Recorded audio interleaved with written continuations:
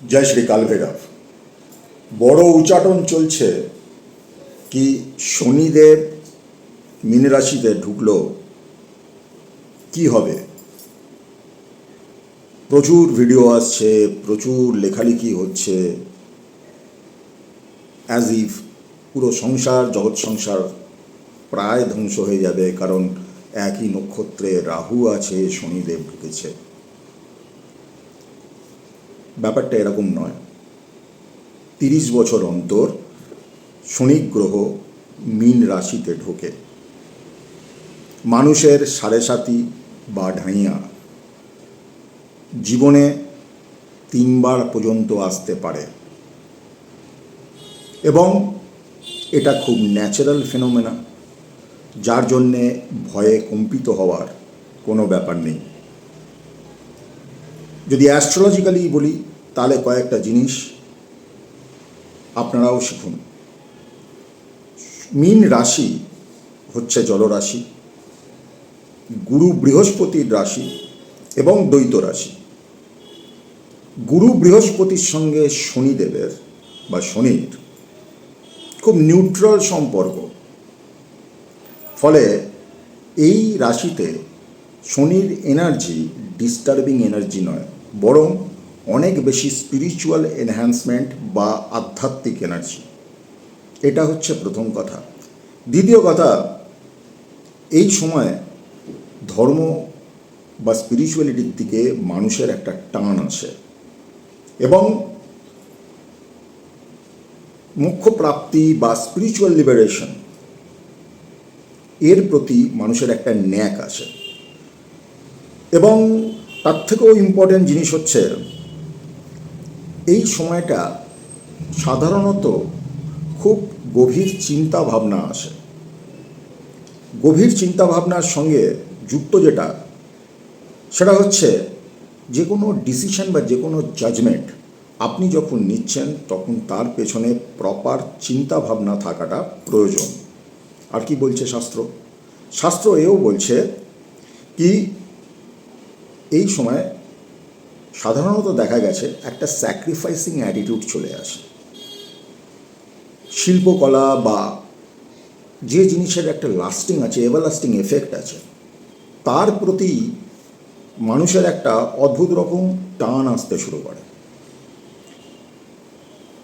এই সময় সাধারণত যদি সব দিক থেকে সেই ব্যক্তি সঠিক হয়, তো রিলেটিভ বলুন, বন্ধুবান্ধব বলুন, আত্মীয় স্বজন বলুন, সাধারণ মানুষের জন্যে সেই ব্যক্তি কিছু করবার প্রয়াস করে।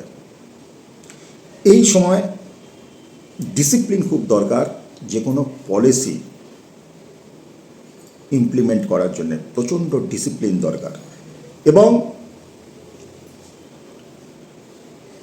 নিজের পোলাইটনেস বা মাথাকে ঠান্ডা রাখা, সম্পত্তিকে বাড়ানোর পেছনে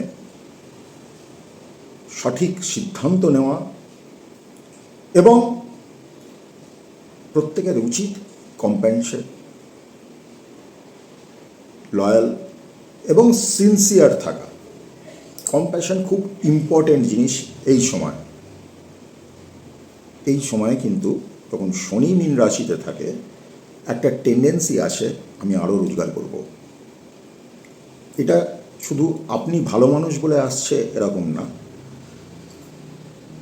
যে অতটাও সৎ না তার মনেও আসছে। ফলে যে জায়গাটাতে বেশি গুরুত্ব দেওয়া উচিত সেটা হচ্ছে আপনি ফ্রডের পাল্লায় যেন না পড়েন। এছাড়া ভয় পাবার কোনো কারণ নেই।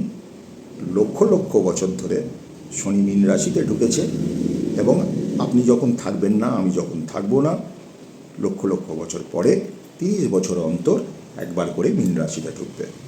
একই নক্ষত্রে রাহু আছে, কি করবে? যদি এটা ইন্ডিভিজুয়াল চার্ট ডিসাইড করবে কি শনি রাহুর কম্বিনেশন সেই ব্যক্তির ওপরে কী ইমপ্লিমেন্টেশন দিতে পারে। কিছু ক্ষেত্রে শরীর খারাপ, কিছু ক্ষেত্রে ভাইরাল ইনফেকশন, ডিউরেবিলিটিকে একটু নাড়িয়ে দিতে পারে, ফ্রডবাজি বাড়াতে পারে, পলিটিক্যাল অস্থিরতা আসতে পারে, কিন্তু এটাও মাথায় রাখতে হবে, রাহু কিন্তু এবার কুম্ভ রাশিতে যাবে। কুম্ভ রাশি রাহুর জন্যে, যেহেতু কালপুরুষ কুণ্ডলিতে এটা 11 নম্বর রাশি, কুম্ভ রাশি রাহুর জন্যে গেনিং রাশি। এই সব মহাজাগতিক জিনিস শাস্ত্র সুন্দর করে ব্যাখ্যা দিয়ে গেছে। আপনার কনফিউশন থাকলে শাস্ত্রসম্মত ব্যাখ্যা নিজে বার করে পড়ুন। অকারণে সাড়ে সাতি, ঢাইয়া, রাহু শনির গোচর নিয়ে বিচলিত, ভয়, ভীতি এইগুলো থেকে বিরত থাকুন। ভালো থাকুন। শনি রাহু আপনার বিশেষ ক্ষতি করে না, ভয় আপনাকে আরও ক্ষতি করে। নমস্কার, জয় শ্রী কাল ভৈরব।